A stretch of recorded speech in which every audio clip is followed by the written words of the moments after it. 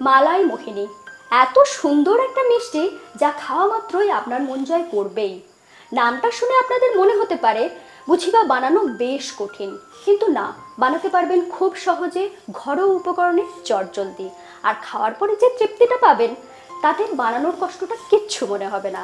আপনারা দেখছেন ঋতুর রান্নাঘর, সঙ্গে রইলাম আমি ঋতুপর্ণা। এখানে আমি নিয়েছি 6টা পাউরুটি। এক্ষেত্রে ব্রাউন ব্রেড ব্যবহার করা যাবে না, কারণ এই মিষ্টিটার ক্ষেত্রে সাদা রঙটাই আমি চাইছি, সেই জন্য সাদা ব্রেডটাই ব্যবহার করতে হবে। এরপরে ব্রেডের যে সাইডের শক্ত অংশটা রয়েছে সেই অংশটাকে কেটে বাদ দিয়ে দেব। এগুলো কিন্তু খুব সুন্দর ব্রেড ক্র্যাম হয়। ব্রেড ক্র্যাম বানানোর জন্য শুধুমাত্র এগুলোকে একটু হালকা কড়াতে রোস্ট করে নেবেন, তারপরে গুঁড়িয়ে নেবেন, তাহলেই হয়ে যাবে ব্রেড ক্র্যাম। সবগুলোরই আমি সাইডগুলো কেটে নিয়েছি। এরপর এটাকে আমি বেলে নেব।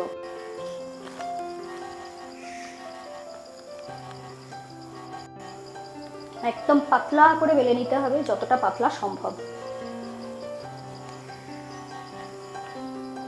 দেখুন একদম পাতলা করে বেলে নিয়েছি। আর পাতলা করে বেলে নিলে এর স্ট্রেংথটাও অনেকটা বেড়ে যাবে। এরপর যে কাজটা করতে হবে, এটাকে এইভাবে মাঝ বরাবর কেটে নেব, যাতে এটা এক একটা ট্রায়াঙ্গেল শেপের হয়ে যায়।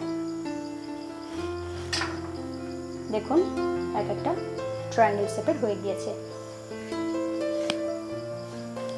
প্রত্যেকটা আমি এইভাবে বানিয়ে নিয়েছি। এরপর চলে যাব নেক্সট স্টেপে। এরপর আমি পুরটা বানিয়ে নেব। তার জন্য এখানে নিয়েছি 100 গ্রাম পনির, কিছুটা রয়েছে কোচানো কাজু, কিছুটা আমন্ড, আর কিছুটা সুগন্ধের জন্য এলাচ গুঁড়ো। প্রথমে আমি পনিরটাকে গ্রেট করে নেব।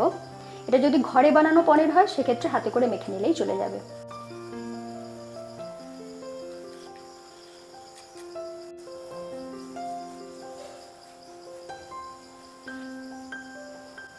এর সাথে আমি দিয়ে দিচ্ছি 2 টেবিল চামচ চিনি, সাথে দিয়ে দিচ্ছি 2 টেবিল চামচ মিল্ক পাউডার বা গুঁড়ো দুধ, 1 টেবিল চামচের মতন কাজু কুচি, 1 টেবিল চামচ আমন্ড কুচি, আর দিচ্ছি সামান্য একটু এলাচ গুঁড়ো, গন্ধটা যাতে খুব সুন্দর হয়। এরপরে সমস্ত জিনিসটাকে বেশ ভালো করে মিশিয়ে নিচ্ছি। পুর বানানো হয়ে গেল। এরপর বানিয়ে নেব মালাই। তার জন্য আমি এখানে দুধ নিয়েছি 1/2 লিটার, মানে 500 ml।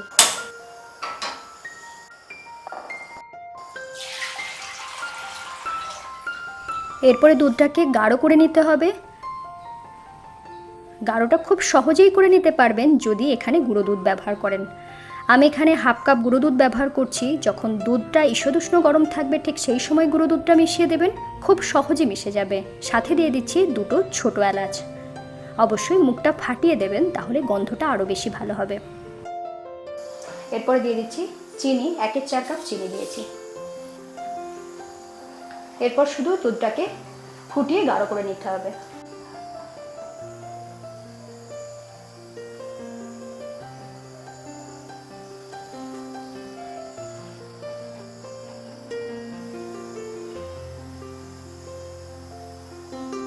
দুধটা এখন মোটামুটি কমে গিয়ে অর্ধেক হয়ে গিয়েছে। আর দেখুন দুধটা অনেকটাই গাঢ় হয়ে গিয়েছে। এর থেকে বেশি গাঢ় করার দরকার নেই।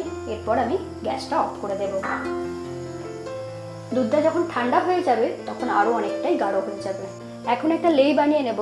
তার জন্য আমি এখানে নিয়েছি 2 টেবিল চামচ গুঁড়ো দুধ। সাধারণত কোনো জিনিসের লেই বানাতে গেলে আমরা ময়দা ব্যবহার করি, এক্ষেত্রে গুঁড়ো দুধ ব্যবহার করছি, কারণ এটা রেডি টু ইট, মানে একদম খাওয়ার জন্য রেডি হয়ে যাবে। এর সাথে দিয়ে দিচ্ছি যে ক্ষীরটা বানিয়েছিলাম সেই ক্ষীর থেকে 1 চা চামচের মতন ক্ষীর।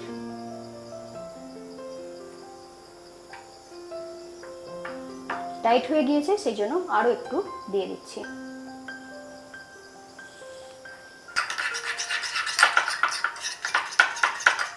লেইটা কিন্তু টাইট হতে হবে। দেখুন ঠিক এইরকম টাইট হতে হবে। এরপরে আমি মিষ্টিটা বানিয়ে নেব, কিন্তু মিষ্টিটা বানাবো দুভাবে। প্রথমেই এরকম ত্রিকোণাকার যে ব্রেডের স্লাইসটা কেটে রেখেছিলাম সেরকম একটা স্লাইস নিয়ে নিলাম। নেওয়ার পরে মালাইয়ে এইভাবে ভিজিয়ে নিচ্ছি। বেশ ভালো করে ভিজিয়ে নিতে হবে যাতে ব্রেডটা নরম হয়ে যায়। আবার খুব বেশি ভেজালে কিন্তু ভেঙে যাবে, সেই জন্য মোটামুটি যতটা শোক করবে সেই মতন মালাই দেবেন। ভালো করে মালাই দিয়ে ভেজানো হয়ে গিয়েছে। এরপর আমি এইভাবে পুরটা মাঝ বরাবর দিয়ে দিচ্ছি, যতটা পুর ধরবে সেই মতন দেবেন। এরপরে এটাকে মুড়তে হবে। মুড়বো কীভাবে? এইভাবে রেখে যেমন দেখাচ্ছি সেইভাবে মুড়ে নিতে পারেন। এরপরে দেখুন শেষের অংশটা মালাই দিয়ে ভেজাতে হবে ভালো করে।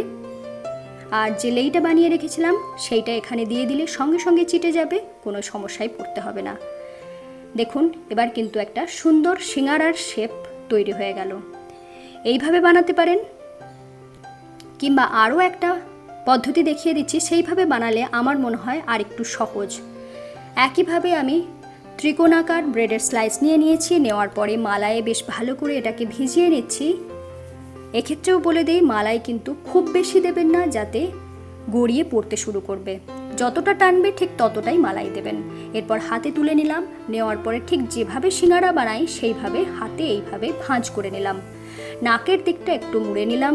নেওয়ার পরে বেশ অনেকটা পুর দিলাম। এক্ষেত্রে পুরটাও অনেকটা বেশি দেওয়া যায়। আমি মোটামুটি 2 টেবিল চামচের মতন পুরটা দিয়ে দিলাম।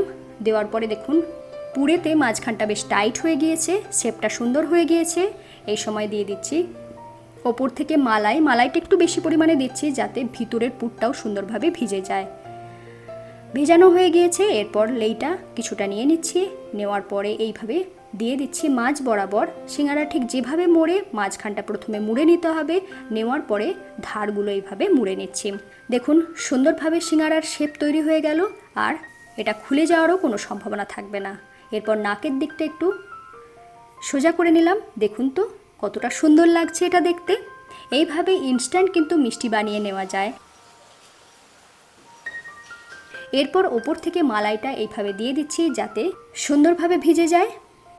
মালাই দিয়ে ব্রেডটাকে ভেজিয়ে দিলে ব্রেডটা নরম তুলতুলে হয়ে যাবে, খেতে দুর্দান্ত লাগবে। যে কোনো জিনিস যদি পরিবেশনটা খুব সুন্দরভাবে করা হয়, তাহলে খাবার আকর্ষণটা কিন্তু আরও অনেক বেশি বেড়ে যায়। এইভাবে ওপর থেকে মালাই দিয়ে বেশ ভালো করে ভিজিয়ে দিলাম। দেওয়ার পরে এটাকে গার্নিশ করে দেব আমি। পেস্তা ওপর থেকে দিয়ে দিচ্ছি, 2টো করে পেস্তা দিচ্ছি, একটা উপরের দিকে একটা মাঝামাঝি জায়গাতে। এরপর দিয়ে দিচ্ছি কিছুটা আমন্ড কুচি, এইভাবে ছড়িয়ে দিচ্ছি। দেখুন এখনই কত সুন্দর লাগছে। এরপর দিয়ে দেবো একটু কেশর। কেশর যদি না থাকে কোনো সমস্যা নেই, এইভাবে সার্ভ করতে পারেন, কিংবা কাজু কিশমিশ দিয়েও আপনি এটাকে সাজিয়ে দিতে পারেন। দেখুন তো এবার প্ল্যাটারটা দেখে কি মনে হচ্ছে? নিশ্চয়ই খেতে ইচ্ছা করছে। আর এই মিষ্টিটা যখন ফ্রিজে রেখে তারপর বার করে খাবেন, সত্যি বলছি অপূর্ব সুন্দর খেতে হয়। আর এটা যদি অতিথিদেরকে পরিবেশন করেন, সেক্ষেত্রে কিন্তু তারা বুঝতেও পারবে না এটা ব্রেড দিয়ে তৈরি হয়েছে।